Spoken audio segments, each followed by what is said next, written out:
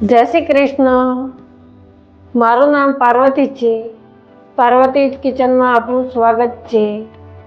આજે આપણે પોપકોર્ન બનાવશું, તો ચાલો આપણે બનાવીએ. મેં થોડી પોપકોર્ન માટે મકાઈ લીધી છે અને હળદર અને મીઠાનો મસાલો બનાવ્યો છે. સૌ પ્રથમ આપણે ગેસ ચાલુ કરશું. એની ઉપર એક કઢાઈ લે, પછી એમાં આપણે તેલ લઈશું.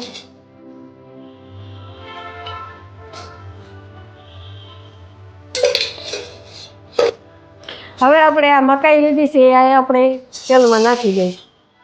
એના ઉપર આપણે મીઠું ને હળદર નાખી દઈશું. પછી એને હલાવી દઈશું. થોડી વાર આપણે ગરમ થવા દેવાના. પછી આપણે તડતડ થવા મળે ત્યારે આપણે ઢાંકી દેવાનું.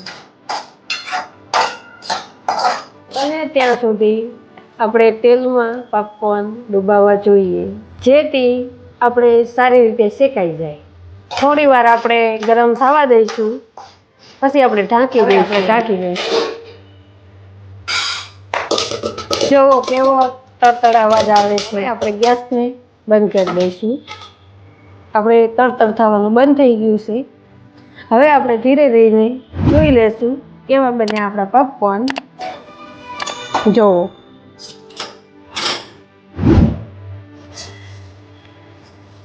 એક પણ મકાઈ કાચી નથી રહી, જોઈ લો.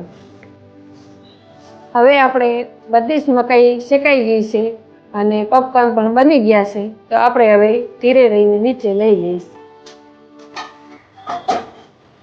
અહીંયા આપણે નીચે ઉતારી દઈશું.